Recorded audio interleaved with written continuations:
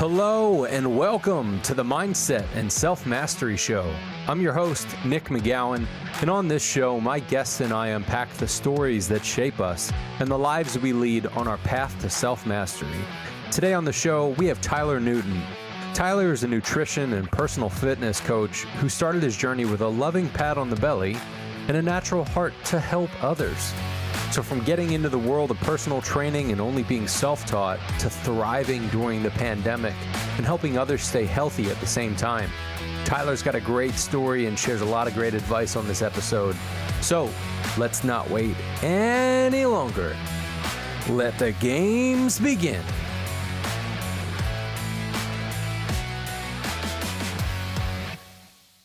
Tyler, welcome to the show. Man, how you doing? I'm so glad you're here. Doing good, man. Can't complain. Good. I hear too damn much of that. So thank you for not complaining. Don't we all? Yeah. So Tyler, tell us who you are. One thing that you do for a living and maybe one thing that people don't know about you. So name's Tyler Newton. I am a online nutrition coach and personal trainer. And one thing that people don't know about me. Well, this used to be something that people didn't know about me, but I've been more open about sharing it. But I am a huge musical fan. So I actually love musicals. So as a guy that loves to deadlift a lot of weight and be in a gym, seeing somebody like me that likes musicals is probably the last thing you would assume. But if you put The Greatest Showman on, I'm probably going to sit there for the next hour and 30 minutes and sing along the whole entire time. Nice. So how did you get into musicals? Oh, man. Well, I guess you might have to go back to just growing up. My mom used to always make us watch The Sound of Music, which also I've seen like quite a number of times.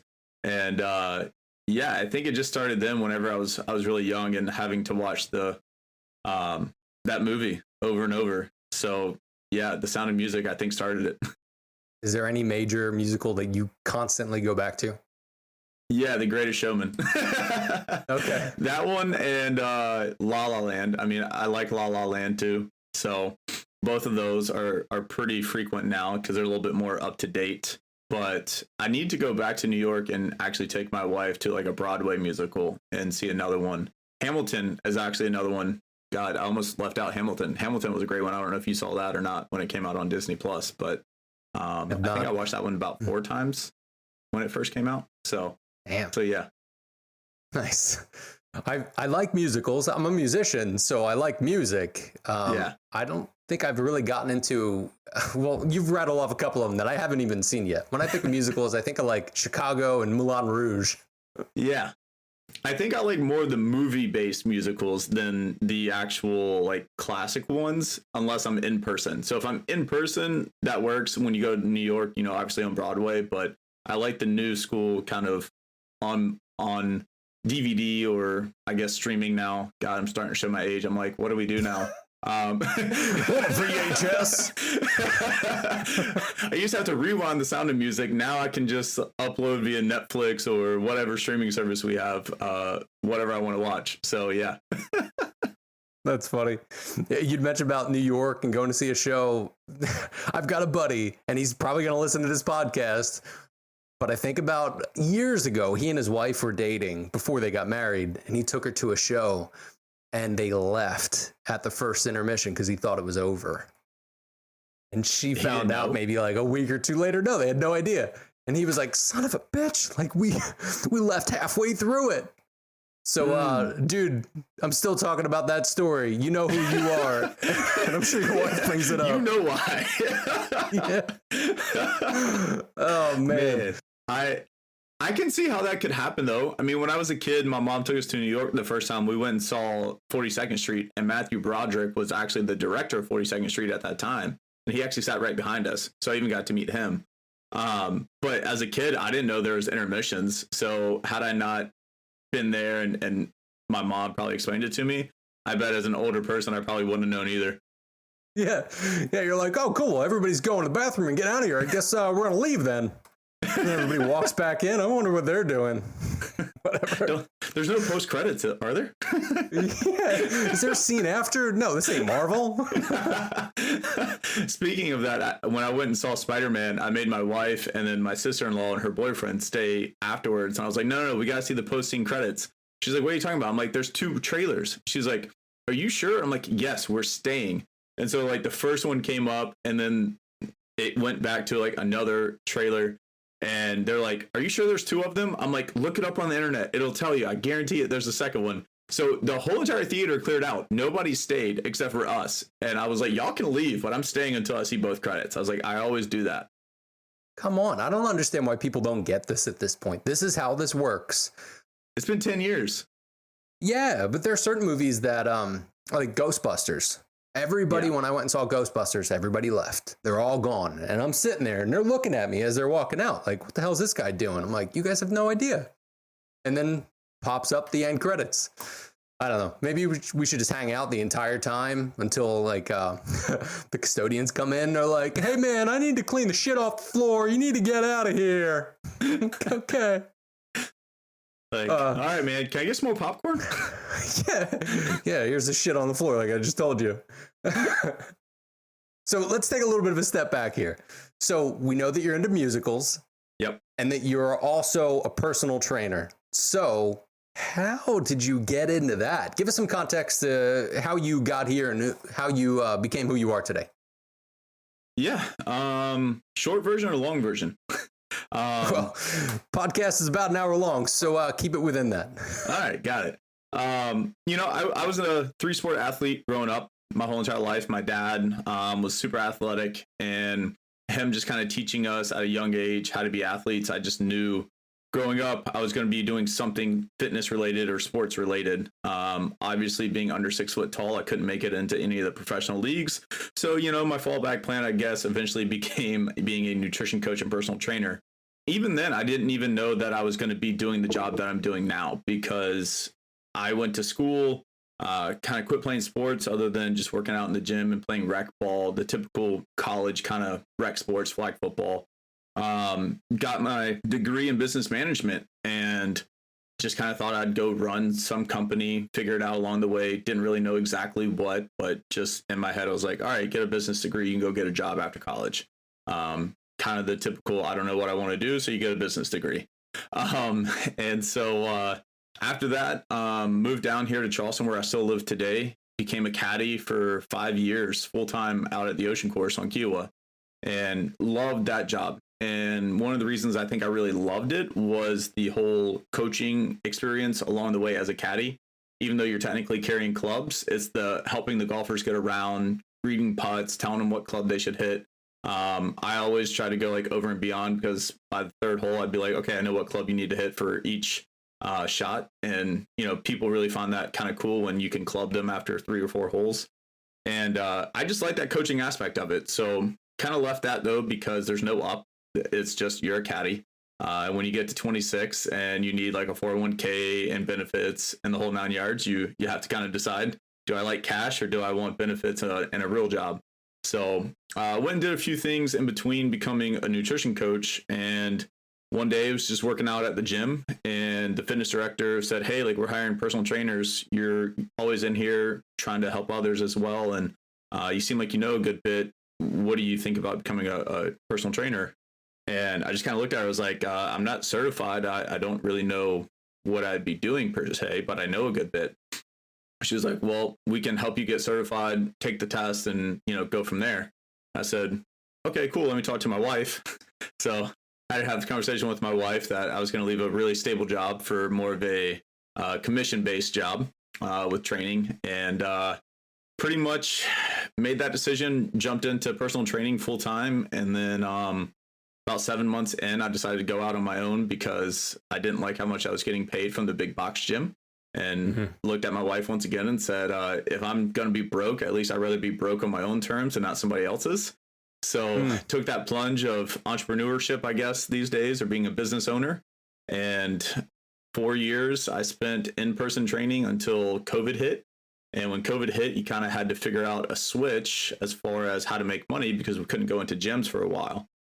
And once we figured out, like, hey, seems like everybody's kind of turning into online coaches now, I kind of started diving into what it would be like to be more so on social media, put myself out there a little bit more and find clients via Facebook, Instagram, other online avenues. And it just kind of took off, and it's been going pretty well now for the last 2 years.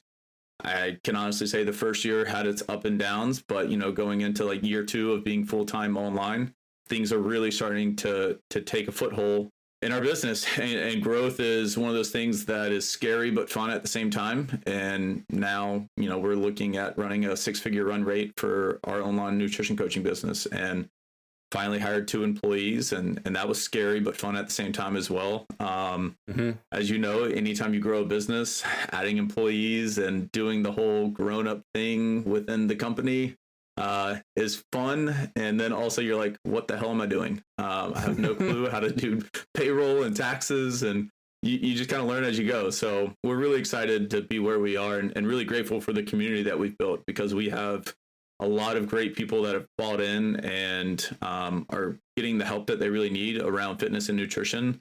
And to me, having a community like we do right now is it's huge in our growth process.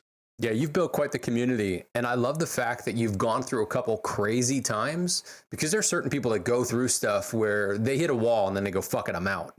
Like, I'm just not going to do this. I'm not going to deal with it. Or they hear no a couple times, or they have to get to that point where they have to have that conversation with their wife.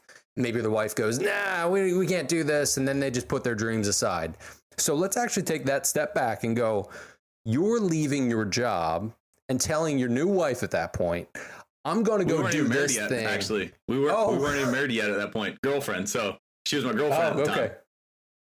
Well, then at that point, I guess she doesn't have as much say as a wife when you're like, hey, we're married and here's how this thing works. But you then made that call when you guys were married to then be able to shift.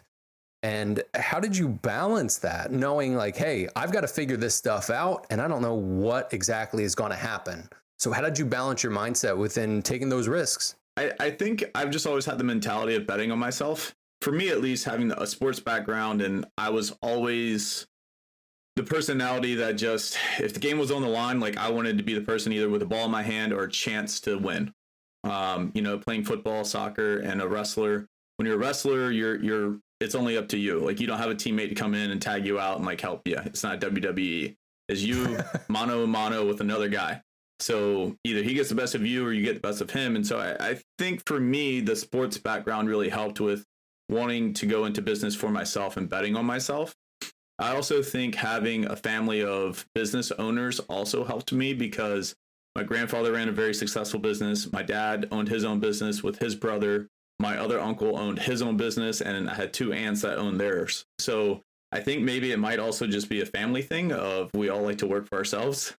So I knew that I wanted to eventually do 2 things. 1, run my own company, and 2, find a place in this world where I could create value for people every day and help people for a higher cause outside of just a paycheck. And the jobs that I had before in between, a lot of them were sales jobs. So I was really used to hearing the word no. And when you're in sales doing cold calls, you hear about 99 no's and 1 yes a day. So I got really immune to hearing no and having to really go back to the drawing board every day and find new clients, new customers that way with a, over the phone sales job. And I think everywhere that I've gone, every step of my journey so far in life, I've just learned different skills. And you learn how to take those different skills that you've learned when you work for somebody else and then see how you want to work for yourself or see how you want to run your business. And I think it just evolves. I don't think you ever actually really know what to do. You just kind of figure it out, but then you also bring other skills that you've had from other jobs into it as well. And it just starts to shape you and how you run your business and how you attack things. So for me, it was just, I'm still learning. I'm still growing. I mean, there's a ton of stuff that I still don't know. So for me, it's important to also have really accomplished people in my corner. I mean, I have a coach myself for my own personal fitness now. I also have a business coach that helps me along the way. So that way I can hopefully not make too many mistakes like I did early on. And so for me, as long as you're always trying to learn and you actually, for me, you have to kind of be messy at first and mess up. And I've messed up so much that to me, it's like, at least I'm taking the action. And when I do mess up, I can learn from that and learn what I messed up on to fix it. And then that can carry over as well further on down the line. When you fuck up, right? Like, and you learn that lesson of like, oh man, like I really fucked up this time. A lot of people then just want to kind of give up because they dug a big hole and they are not sure how they're going to get out of it. When I've really fucked up, I've just been like, okay, now we just got to work even harder to kind of get ourselves back to even, and then we'll figure it out. And the biggest thing I always say is I'll figure it out. My wife hates it when I tell her that because she's always like, well, how are you going to do this? I'm like, I don't know. I'm going to figure it out. Well, what do you mean you're going to figure it out? I don't know. I'm going to figure it out. Like, give me some time. I don't have the answers yet, but I will go find the answers.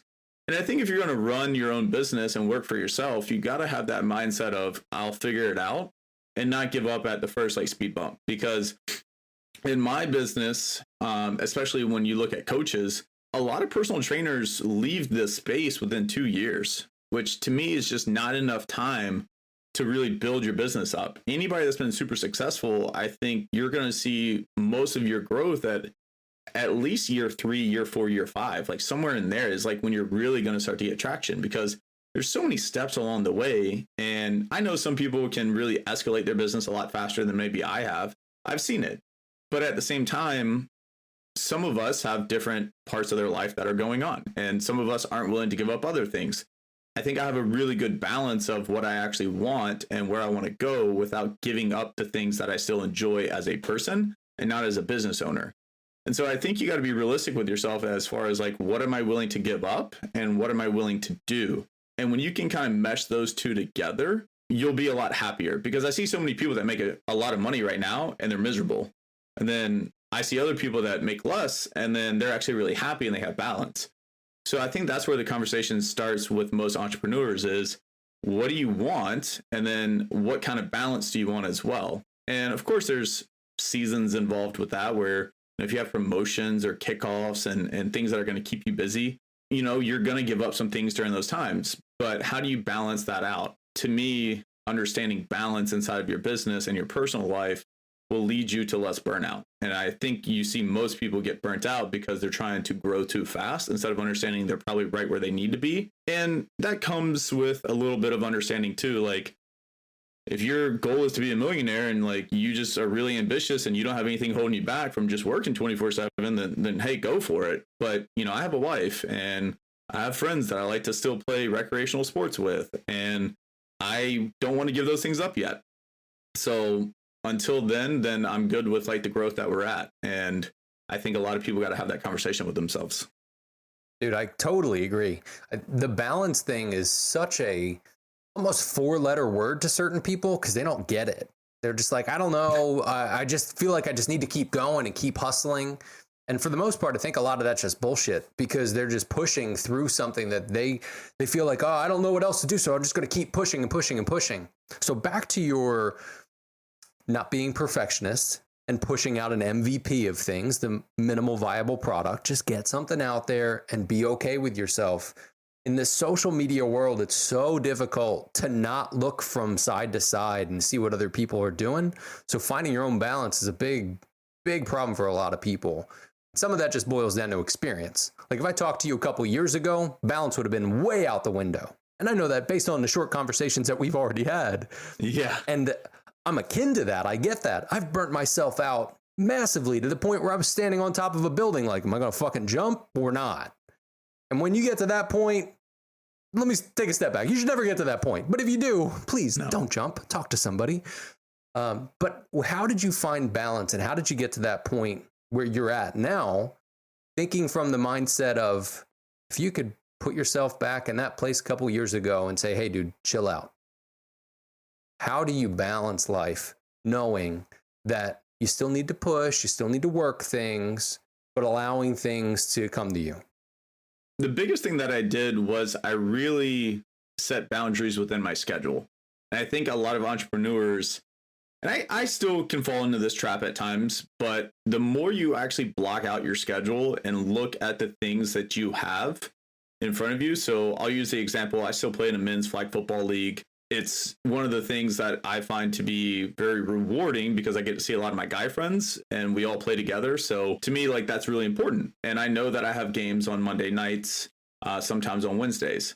So during the season, I block out in my business schedule those times when I know that we are going to have games, and everything else is stacked around that. My wife and I also still play co-ed volleyball together. That is really important to her because 2 years ago, she was like, hey, like this is important that we have a day for us to spend time together where you're not focused on the business and I have your attention. And so I also know during the season of volleyball, like, hey, Thursday night, I'm going to plan all of my work stuff around that. And so for me, it was going ahead and knowing my non-negotiables, just like I ask my own clients, like, hey, what are some non-negotiables in your life that you're just not willing to give up, right? For them, it might be, I'm not willing to give up Oreos or cheesecake or ice cream. Okay, cool. Like I can work with that. Tell me. And so like the same thing as a business owner, you have to have your non-negotiables for your own life and your business. And so for me, I think putting those two things in there really helped because now everything else I can reverse engineer. And if I can reverse engineer my non-negotiables, everything else can start to fit around that. And so many people just see like, I got to push, push, push, push. And I mean, I was like that when I first, I mean, you want to talk about not having a lot of hair right now and starting to see grays. Well, heck, 4 years ago when I tried to build my own website, I stayed up for a month straight trying to figure out how to build my own website. It was probably a lot easier than I made it. But at the time, like I didn't know any better. And I'm just trying to like YouTube things like every day and night. And my wife's just over there like, hey, it's going to be okay. I'm like, no, I got to get this up. And you get that one track mind of I got to finish this thing, right? Nowadays, I'm like, you know what? It's probably worth a lot of my time to pay somebody else to take care of it so I can actually go focus on what I'm good at. And I think as you get through this entrepreneur journey, if you are a business owner and you want to work for yourself, you have to figure out what you're actually good at and what you suck at. And if you suck at something, go find somebody that's good at it. And there's a lot of resources now where you can go find labor for things that you don't know, that people can build out a website for you now. Does it cost you money up front? Yeah, it does. And if you have the money, it's you're lucky. At the time, I didn't have a lot of money to pay somebody to build a website, but now if I go in and I want to reconstruct my website, I have luckily a nest egg where I could pay somebody to go build me out a new website, which I'm actually doing right now. So to me, like that's cool because I don't have to waste time on that. I can just be a coach. I can focus on my clients. I can focus on how to make their programs better, their life better. Now I'm working on my business and not in my business. And I think that's really important to understand is you have to know what you're good at, what you suck at, find people that can help you and take the least amount of time to get it done. And you can always go back and make revisions. Like everybody has this perfectionist mindset, I think, as like entrepreneurs. And I actually rather move faster without perfection than to move slower and it have to be perfect. Because even when you think it's perfect, you're going to mess something up. You're going to have to go back and fix it eventually. So you might as well go ahead and put it out there. There's been several times where I put things out there and like people like respond back and they're like, oh, this isn't working or that's not working. I'm like, okay, cool. Like you go back in, refine it. But at least I got it out there because the faster you get it out there, the faster you can fix it. And a lot of times you don't really know what the problems are until you launch. So you might as well go ahead and launch, apologize and tell them, hey, I'll make it up for it and let it go. But people want to get so caught up in being perfect that they actually just never get out of the starting gate. And you got to get going before you really worry about that stuff.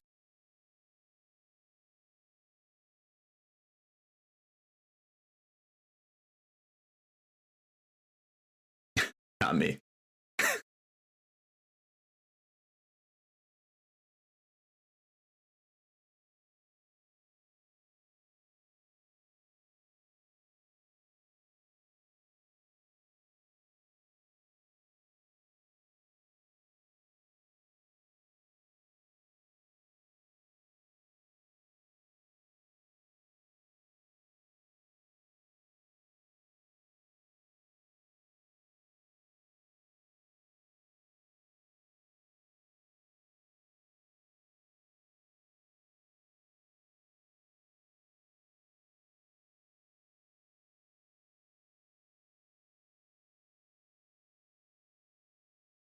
Yeah. I mean, I like to move fast, but then sometimes I have to say, like, I'll also move slow because I'm a very visual person. So if I can't visualize something, it's hard for me to move fast. But if I see the visual, then I can work really fast and get it done. So for me, it kind of depends on where I'm at. I was on the phone with my assistant the other day who's helping me redo my website. And I was getting very overwhelmed because I'm like, I just can't see what you're talking about right now. Like, we're saying the same thing, but I can't see it. So I don't know how to give you more direction right now. So then we had to kind of take a step back and be like, okay, like, what are the easy things that we can go ahead and knock out just to get moving? And then we'll come back to the drawing board later on once we have more of a visual for you to see. And I was like, okay, perfect. Like, let's go knock that out. And so last night, I knocked out the 3 things that we talked about that'd be like super easy because I wasn't even moving because I'm like, I don't know. I don't have clarity, right? I think clarity is more of the kicker there than anything else. When you have clarity, you can move a lot faster. When you lack clarity, you get stuck in you get stuck basically. And so having clarity, I think, excels you to move forward faster. And without that, you're going to kind of sit there and spin your wheels. So for me, I'm not somebody that's just going to like hurry up and like throw something out there. I want to, 1, be passionate about what I'm about to put out there. 2, I want to make sure I know exactly how I want it to reach my clients. And then 3, if I mess it up, I'll fix it. It's fine. So I'm not the most organized person. That's why I have somebody that helps me stay organized. Because once again, I know where I'm weak and where I'm strong. And organization was never my strong suit. It just comes back to, having clarity and knowing what I'm strong at and focusing on what I do best, which is coach people and help them lose weight and feel their best. And as long as I can focus on that, and then the other task I have people helping me with, I'm going to be okay. I think something for our listeners is the awareness that you have. The fact that you understand what your parameters are. Like, I know where my bumpers are in a sense. I think of bowling. If you're shitty at bowling, put up the bumpers so you can still play the game with the rest of us. As long as you know where your bumpers are and you're like, hey, I'm good at these things, but I'm really not good at these other things. That was not something you were born with, because nobody really is. So are there any points in life or any moments in time that stand out to you where you're like, right there is where I learned how to do this? I think a lot of what I've learned is just from paying for mentors. And learning from them, to be honest. I'm somebody that loves to be coached because I love to coach people. So for me, I love learning from people that I view as where I want to go. And so for me, the best way to learn where I need to go and how to do it is to pay people that are actually doing it and learning from there. And so for me, I think it's a chain event of, as you level up, you're going to keep getting higher and higher with somebody else that's above you or above them. So for me right now, like, I have a business coach and I've learned so much from him, and he's really taught me a lot about business and just life in general. And so having conversations with him to where he also points out my strong suits, he points out my weaknesses and how to do that. That's where I think I became the most self-aware. And that's how, when you were talking about bumpers, I think it was from having somebody that could take that 30,000 foot view of me and relay that back to me of like, hey, like, this just isn't something you're strong at. So like, why don't we look at this option? I'm like, oh, okay, cool. We get in our own ways because we don't know what we're not good at, because we're not asking for help.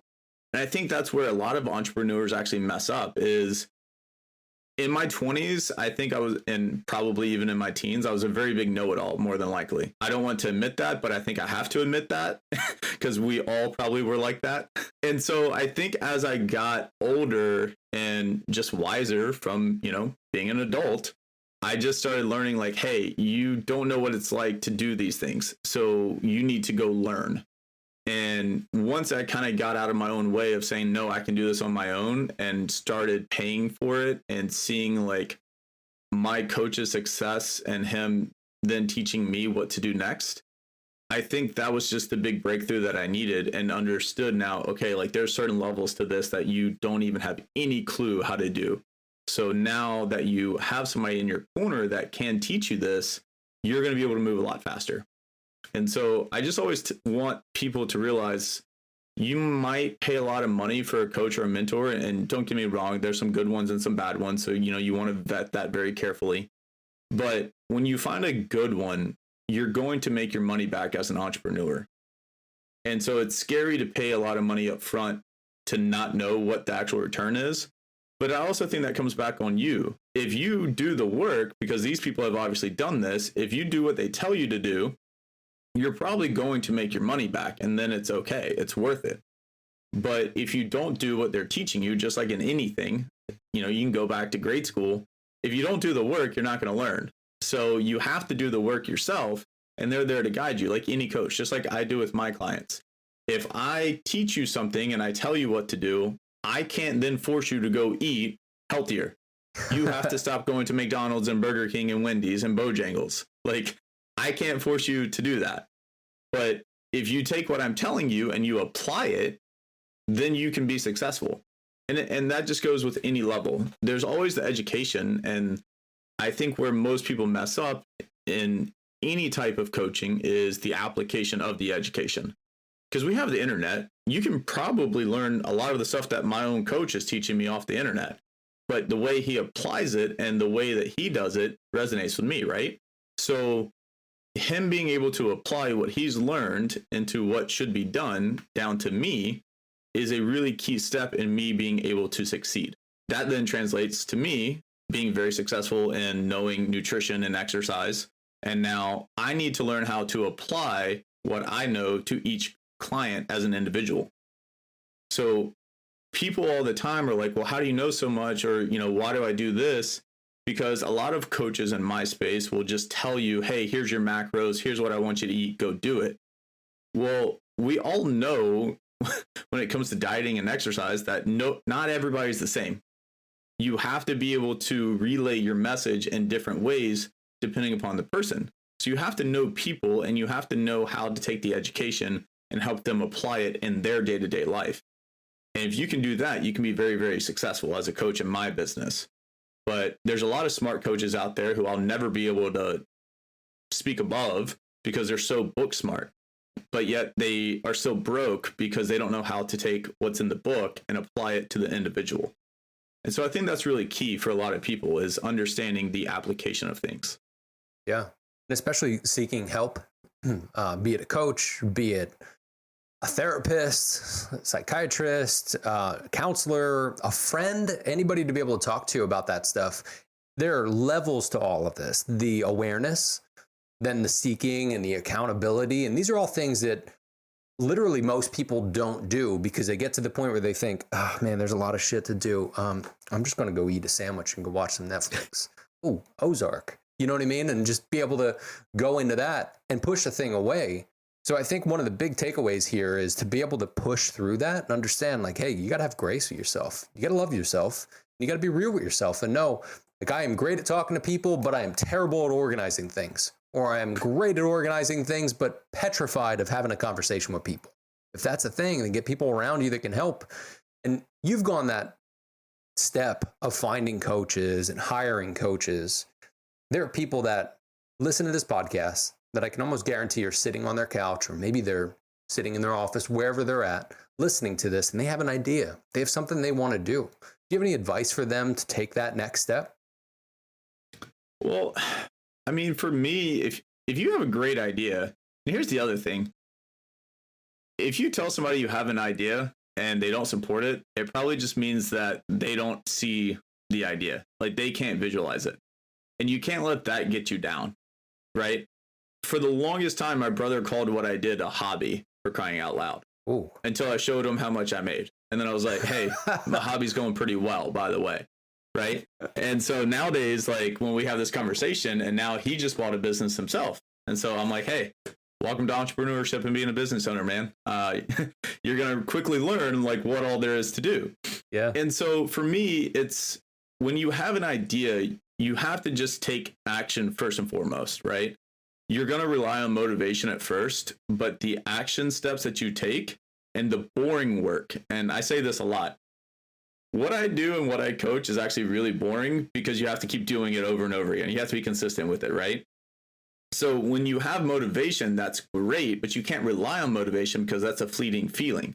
When you start to actually take action and you just do the day-to-day mundane shit over and over and over again, guess what happens? It becomes a lot easier. And then you start to build upon that. And then you can start to knock off different tasks that you want along the way. I think most people have this big idea and they don't understand all the little things that they're going to have to do day to day to keep it up.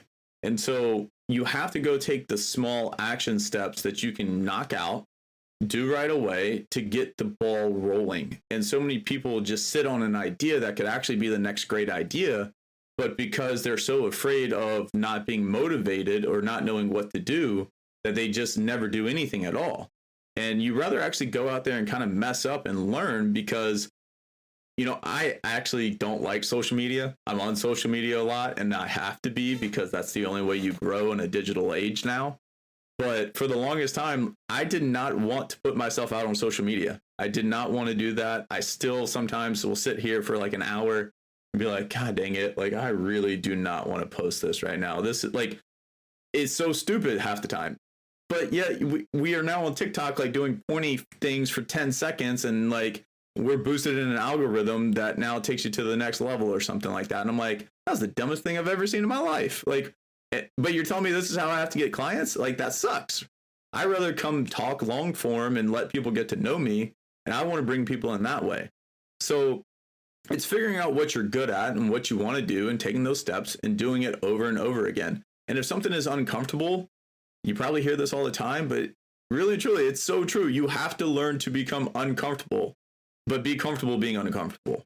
Mm-hmm. And the more you can get past being uncomfortable all the time, the quicker you're going to actually grow. Because when you step into being uncomfortable, that's probably where you're going to learn the most. And that's where you're actually going to then start to see the most growth in whatever venture you're in or whatever venture you're doing. So for me, social media was very uncomfortable at first. Me going live and doing a Facebook Live for 5 or 10 minutes used to be the scariest thing ever. If you go back 2 years ago, whenever I first started going live on my Facebook to try to like tell people I'm an online coach now, I would sit in my truck because I didn't have a cool desk with like blue lights and all this stuff. My truck was my safe space. Like, I felt comfortable going live in my truck, and that was like the only way I could go live. Otherwise, I would never do it because I didn't want my wife to be around. I didn't want other people to be around. Like, I didn't want to be that person that you see on like influencers in the wild. Like, didn't want to be that guy, right? So I would sit in my truck like a little kid and just like go live inside of my truck. And it became a joke amongst me and my friends that like, oh, hey, like, is your truck your office? And I'm like, yeah, as a matter of fact, it kind of is now, because that's where I do so much stuff. And so I was really uncomfortable doing that, but I made this challenge with myself that I was going to do it for 30 days straight. And so I went for 30 days straight. I went live for 4 or 5 minutes and just asked people, hey, what do you want me to talk about? Or like, what can I talk about today? And just try to provide some information for people.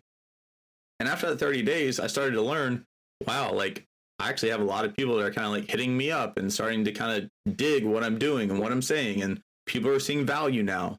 And so for me, it was the scariest thing. And I was super uncomfortable doing it. But then you kind of get that first win. And then you're like, oh, shoot, like, I actually touched somebody and like they're going to go do something now with the information I provided. That's really fucking cool. And so in that sense, you start to kind of build that momentum up in yourself where you start to believe in yourself. And I think most people just need to find the belief in themselves first. And that's really hard because when you first start working on something, you don't really know how it's going to turn out. Like, you're kind of guessing and you're really excited, but then you kind of get nervous and you clam up a little bit. And that's okay. But if you lean into that and then you keep pushing through and you push yourself outside of that comfort zone, then you're going to be okay. And I think a lot of us are like afraid to get called out too when we mess up. And I think that's what keeps a lot of us from really reaching our potential. And so sometimes you just have to accept, hey, if you mess up, and go apologize if you have to. Like, own your shit, so to speak. It's okay. Like, I've had somebody call me out before. Hell, if you go read my post, my wife calls me out all the time on poor grammar. And I'm like, I'm just trying to get it over with. Like, I read it once, and if I miss it, I miss it. Like, I'm sorry. It's just going to be what it is. But I don't have all day to sit here and try to like proofread. I have like 10 other things going on in my brain. I got to get it out there. And so it happens, but just keep leaning into it and people will find out who you are and they'll like you for you, and just be who you are. Don't try to be the person you see on the other side of the screen and act like them, because if that's not you, then it's going to show up in whatever you do. So you have to just be who you are and be authentic to yourself. when you're authentic to yourself, people will resonate with that authenticity. And I think nowadays more than ever, you have to be showing who you really are. Yeah. Because we've already been through the age where everybody is a pretender, and now you're going to get called out for it.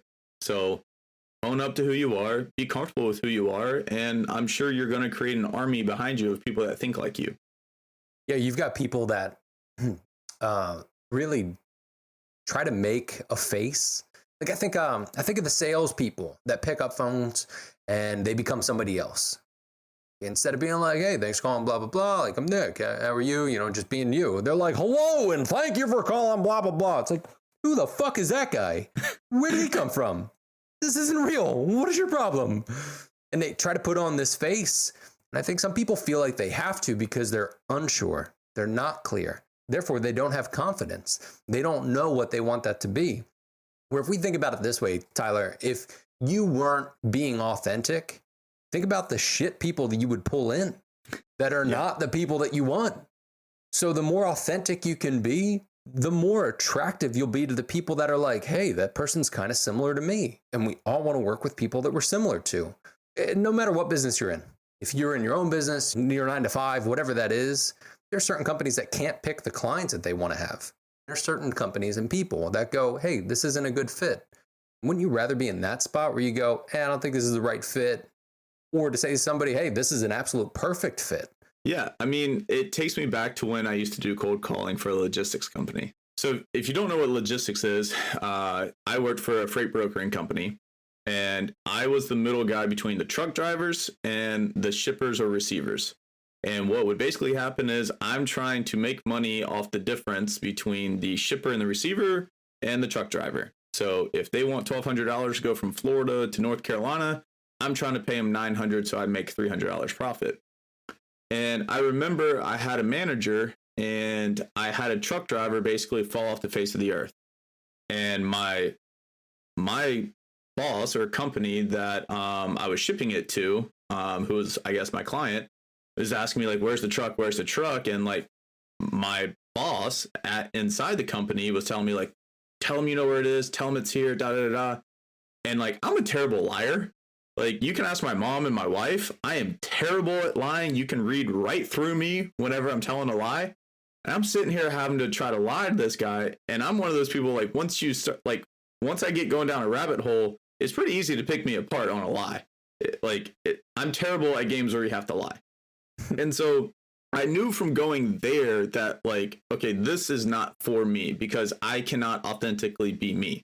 And in the sales conversations that you had to have with a lot of these people, I just felt very inauthentic to myself. And I hated that feeling. And so I only lasted a year. And the bad part is, though, I was actually pretty decent at being who I was and getting clients, which is the sad part. But I left because of that feeling of having to feel inauthentic at the same time when things went wrong. Like, you weren't allowed to just tell them, like, hey, you know what? Like, this truck driver, honestly, he went rogue on me. Like, you weren't allowed to tell somebody that. And their whole reasoning was like, no, like, you want to make them trust you. I'm like, you make them trust you by telling them the truth and just being upfront. Like, hey, like, for some reason, this guy got pissed off. I don't know whether it was his boss or what, or he's having trouble with his wife.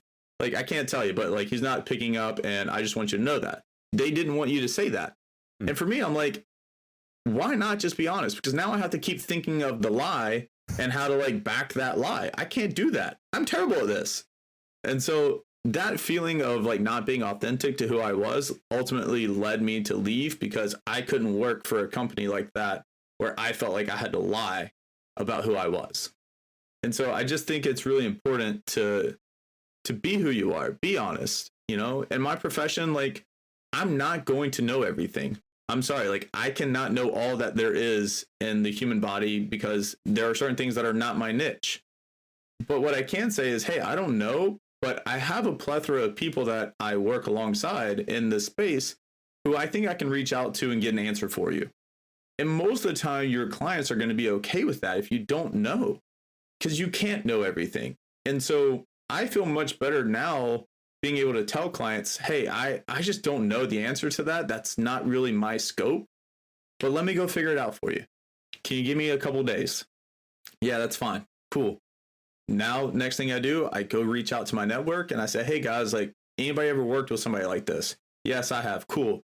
Let me hit you up real quick. I got a couple questions. Go back to the client. Like, that to me is better than trying to tell that client, oh, no, I know exactly how to fix this whenever I don't have a freaking clue. Yeah. Then you're just lying. Yeah. And when I first started out, I was so scared to say I didn't know because I thought people would think I was like a fraud. So you get scared to say, I don't know. And then I finally kind of got to a point and I was like, why am I trying to tell them I know or make something up whenever I'm actually then not doing right by the client? All I'm doing is probably further hurting them. So then, you kind of come to that realization of like, all right, you just got to step up and just say you don't know, go figure out the answer and let them know you're going to figure it out for them. And to this day, like if I don't have an answer, I tell them that. I'm like, hey, I don't have an answer right now. Let me go figure this out. Let me go get some help. And then I'll come back to you with what I got. And you build trust. Well, it goes back to your being comfortable of being uncomfortable. Because then at that point, you're a resource for people. You're not just bullshitting them. Like, hey, I don't know this, but you know what? I'm going to go do the legwork. I'm going to go figure this thing out for you. And that definitely helps people feel like they can trust you more. So let's take it a little bit of a step back to you sitting in your truck. So you were like, all right, I need to do this thing and I'm going to set up my bumpers. I'm going to do this for 30 days. And then you told some people. You told your wife, you told a couple friends, and there's accountability there. And then you were like, all right, I am uncomfortable as shit. So how do I do this sort of comfortably? Because you don't want to completely, traumatize yourself as you're trying to get into something. So you made the call of, all right, this is my comfort zone. I'm going to get in here. I'm going to be comfortable yet uncomfortable. And then by the end of that, was it really as scary as you thought it was going to be? Or were you like, shit, I'm doing it? It really comes down to, I think, imposter syndrome, to be honest. Yeah. Because here's the thing. I see Lane Norton. I see the guy from Jim Army. I can't say his last name. Like you see all these people out there that are like really smart in your space. And in your mind, I go, shoot, I don't think I know all the stuff that they know. But in reality, what they're doing is they're speaking their level of knowledge, right? And that's what they are really good at. I need to just speak to what I know and what I'm really good at. And if I just speak to my level, then I'm going to be okay. Like, I don't need to try to impress other coaches because other coaches aren't paying me. A general population of people is paying me. Women and men that want to get stronger and lose weight who don't know jack shit about fitness and health are paying my bills. Not the coach over here that has 1 million followers who I think is going to one day see me and then like call me out. And then all of a sudden, like, I'm going to lose my whole business. They don't know who I am at all. But yet in my mind, I'm saying, shoot, I'm competing against them whenever I'm a baby minnow trying to swim out in the ocean. Once you realize that and you understand that, hey, like, you're not on the big boy level yet, just speak to who you know you can speak to and help. Once you get really clear on that, you can get rid of some of the imposter syndrome of wanting to compete with the people that you idolize. Yeah. And I think that's the biggest problem is so many of us see our idols and we're trying to speak up to them when really and truly that's not who we need to be speaking to. We need to be speaking to the people that are going to relate to you, who understand what you're saying and feel that pain. And so when I can just simply speak to the pain of what I can fix with my clients, they're going to resonate with that and then come over there. And then I could start to feel more comfortable with that because once you understand you're speaking the same language as the people you're trying to help, that's when you can start to actually build your business and get really comfortable because you see that they need your help and that you can help them. So being in my truck for 30 days and going live and, pushing that comfort zone, it was actually really freeing at the end of it because it started to help me get better at being on camera. It started making me better at doing podcasts. I mean, I remember the first time I ever did a podcast and I was on one that is actually in my space, a pretty popular one. And it was through a connection with my coach. And I almost want to hit that guy back up and be like, man, I have no clue why you let me on. Like, I'd never done a podcast before. I was so nervous and trying to be like, I was trying to sound way too cool and smart as if like I was on that level. And I just needed practice. I just needed practice at doing podcasting and being on a podcast. And he kind of popped my cherry. And I go back and I listen to it sometimes. And I'm like, God almighty, I sucked ass on that podcast. That was terrible. But you know, you kind of have to fail again. Like it comes back to it. Like I had to go on that podcast and just be afraid of what I was going to sound like in order to get over the fear of what I was going to sound like. And once you kind of mess up, you're almost like, well, can't fuck it up any worse than that, can I? Like, like that was pretty bad. So it can only go up from here, right? Yeah. And you know, it's the more, once again, the more you do it, the more comfortable you get with doing a podcast or being on video and talking to large groups of people. I run a challenge, you know, once a quarter, and we had almost 100 people in our last challenge. And I'm on a Zoom call in front of close to 70 people out of the 100 that showed up. And I'm like, man, this is pretty cool. Like I got 70 freaking people here on a Monday night listening to me talk about fitness and nutrition. That's really fucking cool. And so for me, it's like, I had to kind of suck because the first time I ever ran a challenge like that, I think I had 6 or 7 people show up. And, you know, a year later, I have 70 some odd people. Yeah. So it's step by step. Like where you are right now is probably where you're supposed to be, but it doesn't mean that's where you have to stay. You just have to get the reps in. And the more time you spend underneath the bar, so to speak, and the better you get being underneath the weight of the bar, using gym terms, the better you get. You know, if I go and try to do a squat for the first time with the barbell on my back, it's probably going to look a little funky. But the more that I do it and the more weight that I add, the stronger I get, the better at it I get. And the more you progress to where you can then maybe, I don't know, squat 300, 400 pounds, like over time. I think with anything, it's just repetition, and getting after it and just knowing that it's not going to be perfect. It's not going to always go the way that you envision it. I mean, I can guarantee you this, like in my head, the dream of like being on a podcast and like what I would talk about, you go to bed at night and you're like, oh yeah, like I'm going to say this and it's going to go this way. And then it doesn't go that way at all. In fact, you're like, Jesus Christ, like where were you going with that? So, you know, like you just got to learn in failure. And there's, I tell my clients this too. I'm like, every time you fail, you grow. Every time you fail, you learn something new. And as long as you don't keep dwelling on the failure and you actually look at what you're going to learn from the failure, you'll get better. It doesn't mean that it's going to happen overnight, but you will learn and you will get better. And it's okay. It's okay to mess up. We all are going to mess up. We're going to mess up way more than we succeed. And you're damn sure not going to succeed on the first try. So go fuck up. It's going to be okay. Run with that. You know, allow yourself to just screw it up. And when we really think about the people that are going to say anything bad or just talk shit to you, those are not the growth-minded people.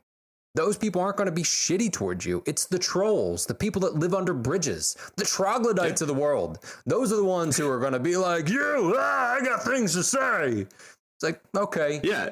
The haters aren't the people paying your bills. So why are you listening to them? Yeah, exactly. Like, haters don't pay your bills. And if anything, they might actually help you get people that then will pay your bills. Because all you're doing is boosting my algorithm by commenting back and forth. And I appreciate that, bro. So you know what? Keep coming at me. Like, keep boosting my algorithm for me so it gets seen to 10 more people and then 10 more people. And then next thing I know, like, hey, I'm still staying on top. So yeah, it's just funny because we're afraid of what people are going to say. But the people that are going to call you out and the people that are going to hate on you and like try to bring you down, they're either one, they've never been where you're at, or two, they're just going to actually help fuel you to get to where you want to go. And every now and again, like, yeah, you can get knocked down a peg, but as long as you don't stop and you keep going, you're not going to fail. I think that's the number one thing that most people have to learn in a growth mindset and a self-mastery mindset, which is if you fail, you really only fail once you stop. Yeah. And so if you don't stop and you keep getting back up like Rocky did in all of his movies, you're going to eventually win. But you have to keep getting back up. Time you choose to stop is when you actually truly fail. So just don't stop. Yeah, it's just like pivoting. You know, a lot of people will look at the thing that they're doing and they want to just keep doing that thing that they've always done. It's always been sort of comfortable. And they expect to get different results, which is literally the definition of insanity. Yet most people will do that stuff. Now, a lot of that probably boils down to fear, you know, where they're just like, I don't know. Or even the thought of having that conversation back and forth with some troll. Some people are probably shitting themselves right now where they're like, I don't want to get into that situation. But that's actually a beautiful situation because you can show up and you can speak elegantly or nicely, or, you can poise it the right way and then be able to say, hey, this is where my thoughts are specifically so the other people can see it. And that's a huge boost for you. So not only algorithm wise, but it's all your perspective at that point. If you look at it and go, oh my God, these trolls, just leave me alone. Use the trolls. But for the most part, trolls don't really come out, and just let them be. But we all fear that in the back of our minds because we think of the crazy thing that can happen instead of the super positive thing that could happen. So if you didn't make that step in your truck, you wouldn't have had those 70 people. You wouldn't have had all of those people come to you. And think about all the people you've helped that, honestly, dude, you wouldn't have. They just wouldn't have come. Yeah. Yeah. I mean, I remember being in Arizona in December. I was in Arizona and I was at a coaching conference with a bunch of other 250 coaches. And one of the guys came up to me and he's like, hey man, I remember when you were making those videos in your truck every day. And I just started laughing. I was like, yeah, man, that's my office. And he was like, well, your office looks a little bit different now. And I said, yeah, it does look a little bit different now. I'm now in the guest bedroom / my office. As you can see, there's a bed right behind me. My wife hates that I took over this room, but I said, hey, I'm working from home now, so I need an office. Can't be working in my truck all day. And gas gets expensive. So, and to me, that was just a really good reminder that, like, man, I even had other coaches that were like watching my videos. And that's pretty cool because now here I am a year later at a coaching conference with 250 other coaches. And this guy still remembers me being in my truck for 30 days, talking to everybody, going live. And it's just rewarding to know that other people paid attention, and actually some of the people that you look up to as a peer-to-peer, him saying something to me felt even better than a client saying something or remember something, because like I said earlier, you're always kind of thinking like your peers, like, what are they going to say? And half the time they're actually cheering for you too. At least in my community, I've never met more people that are more supportive of one another and want to see each other grow than in my community. Now, granted, there's probably some bad apples in there too, but for the most part, the majority of the people that I'm surrounded by, that I see, really cheer each other on. And if anything, we try to send each other clients who we think you might actually work really well with, which is a great thing in our space because we're not just in it for the money. We're here to try to actually genuinely help you. And we want to see you get better and we want you to live your best life. And so I think it's really important when we get into business and trying to help people, if your intention is to honestly help people, you don't have to say yes to everybody that wants to work with you. You actually need to set them up with who you think can help them the best. And I think that's a really great thing right now in our business is I have such a large network of coaching friends that if somebody comes to me with a problem that I'm uncomfortable with, I can say politely no, but hey, this person can really help you. And then I'm still actually helping that person by getting them the proper help that they need from that person. So I'm actually still fulfilling what I truly want to do, which is get people the help that they need from the right people, even if it's not me. But I had a hand in it at least. Yeah, you got to do right by people. And you got to set expectations, because if you go, hey, I can help you with all these things. I don't know what the fuck I'm doing with this. They're going to figure it out. And they're going to tell people, and then that's going to come back and it's going to hurt you. And honestly, I think some people need to go through that. I've been in that spot before with businesses that I've had where I'm like, yeah, I can do it. I turn around. I'm like, fuck, I don't know how we're going to do this, but I sold it. And sometimes you got to learn the hard way, but you also got to learn like that level of aggravation you want to go through. When you think of the clients that you work with and all the craziness with the pandemic, I know that people are going through stuff right now. So how are you helping your clients not only managing their nutrition and their fitness, but managing their mind? How are you helping them with that?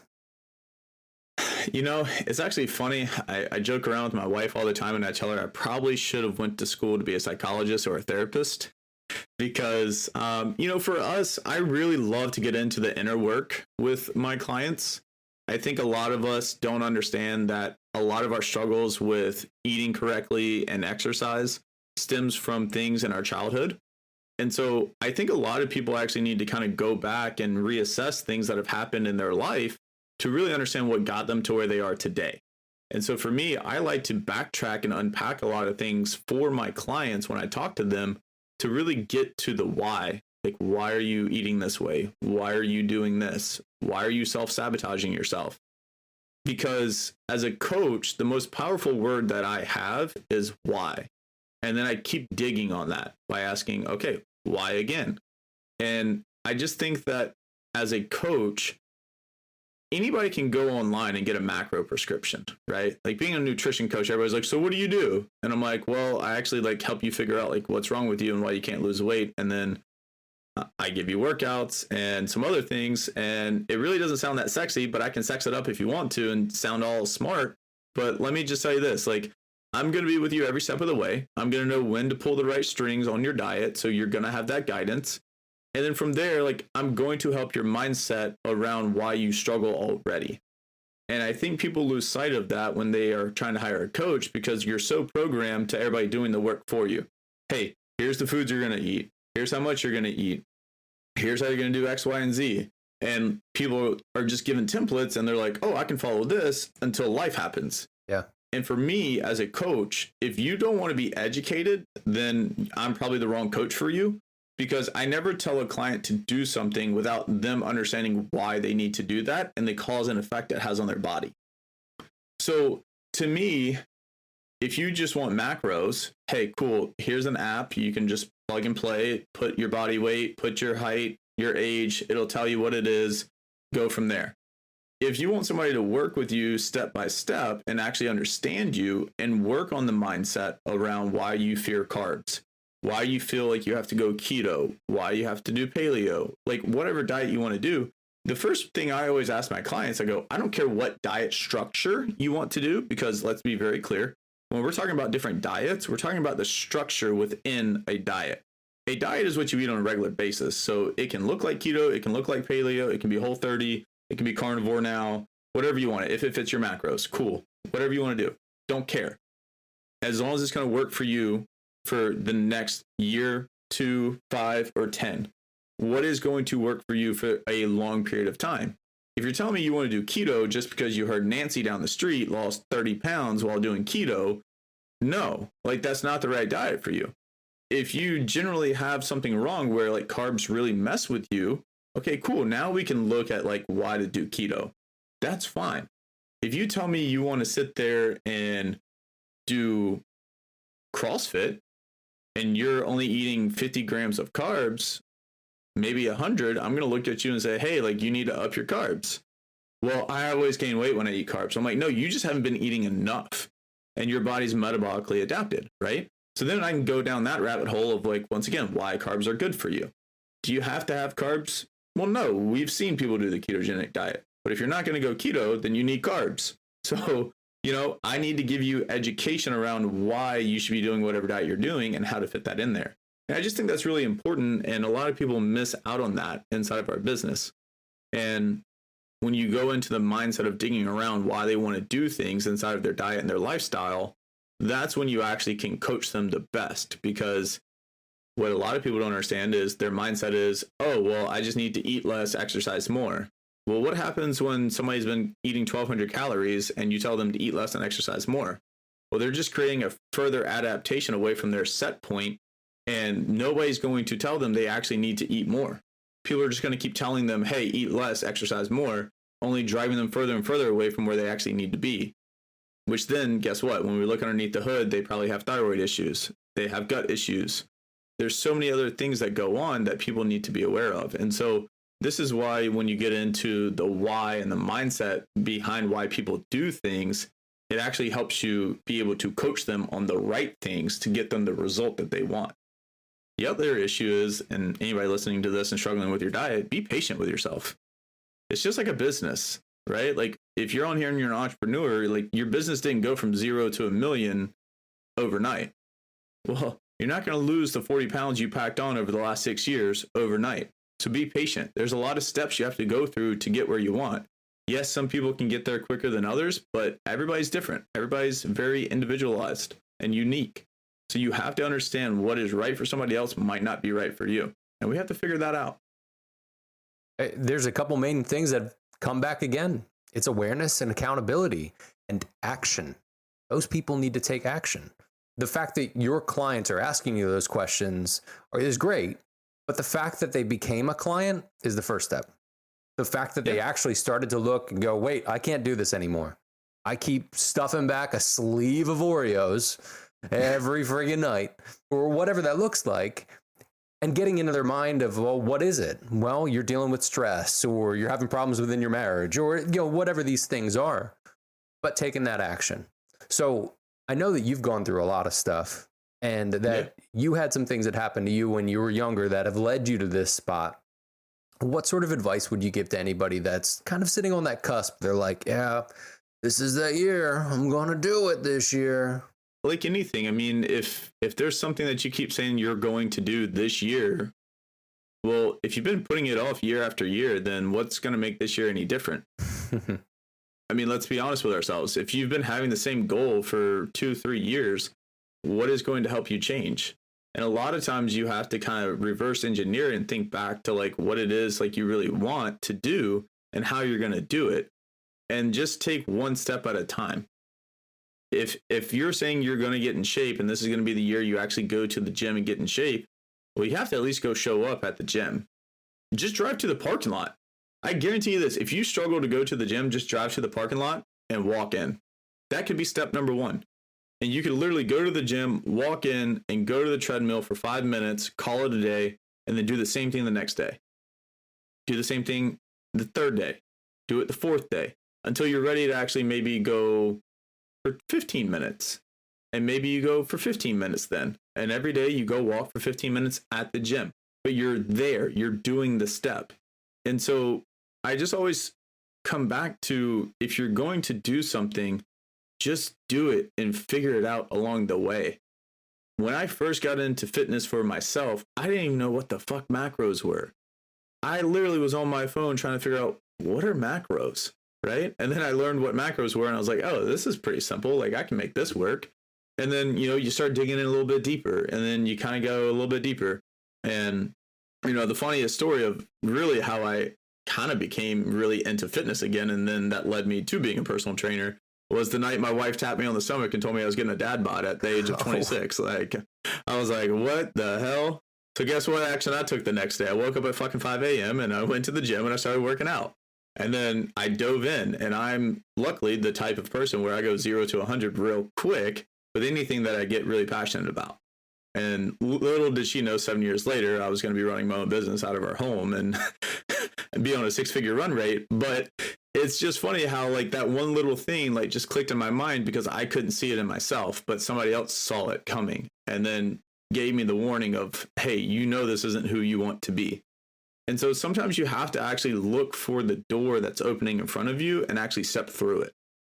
People are always like, I'm just waiting for a sign. And I'm like, well, you can see the sign, but if you don't actually walk through the door, then you're never actually going to get the result that you want from that sign. So it's important for people to know that they aren't alone, but half the time you have to just step out of the comfort of what you know and do something. Say no to things. Like, so many people are afraid to say no to other people. And a lot of times when you actually need to grow, you actually need to learn the word no more than the word yes. Because you're probably saying yes to the wrong things and no to the things that you need to be saying no to.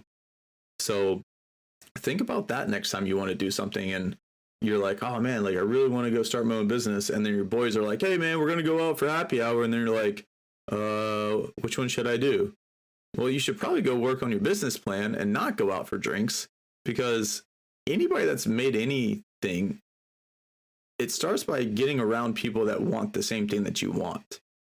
And saying no to the people that aren't actually making you better is really hard to do. But once you get used to that, you really start to grow because you become your own person. You're not relying on other people to kind of lead you to what they're doing. Because I see very few people that go to 5 o'clock happy hours running their own business.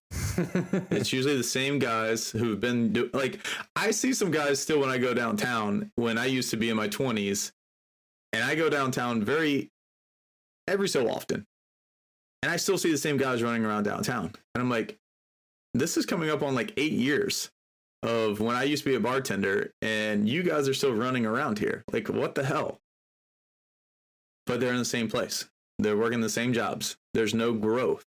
So growth comes from being uncomfortable, and growth comes from finally saying no and just doing and taking action steps and doing the boring work. People don't look good because they sit there and eat a bunch of fancy foods all the time. Most of the time, people look really good from being really boring and monotonous and eating a lot of the same things over and over again. It's consistency. Yeah, it's a great way to end this episode, because we've gone through a lot of stuff within this. Taking action, being aware of yourself, being consistent. And I think a lot of it boils down to setting yourself up with habits and being mindful of what your bumpers are. So Tyler, man, I appreciate you being on the show. I absolutely love what you're doing. Love the heart that you have and how authentic you are. Share with us, where can people find you? Where can they find your group, etc.? Yeah, man. So you guys can find me on Instagram. It's new10. That's NEW10_fitness. If you want to look me up on Facebook, it's Tyler Newton. I'm the guy with the beard working out in the gym. And then we have a Facebook group as well, / community. It's called Strong and Shredded. If you want to look us up, come join. We have lots of valuable guides. We do free trainings every week. So if you guys want to be a part of that with us and get some help this year, come join us. We'd love to have you. Awesome. Tyler, I appreciate being on the show. Thank you so much, man. Yeah, appreciate it, Nick.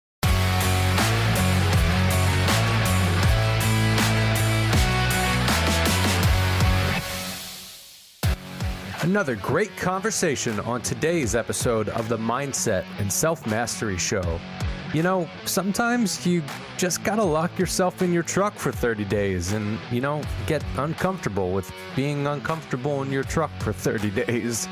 But it's not about the setting, it's about the setting of boundaries and systems in place to get the best out of yourself. And sometimes it looks like doing what could look like wacky things.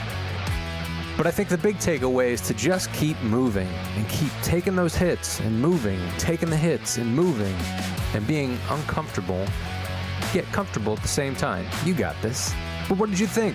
I'd love to hear your thoughts on the conversation today. And if you enjoyed the episode, please jump over to iTunes, subscribe, rate, and leave a 5-star review.